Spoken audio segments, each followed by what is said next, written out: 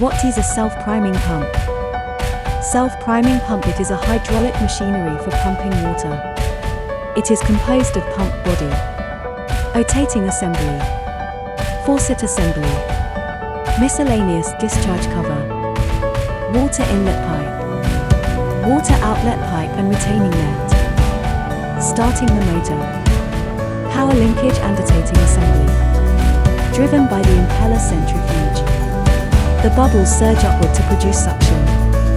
The air in the inlet pipe is discharged out of the pump body through the outlet pipe. The air is discharged, and the water flows out through the outlet pipe. The water pump has excellent performance, deep suction, large flow, labor-saving and time-saving operation.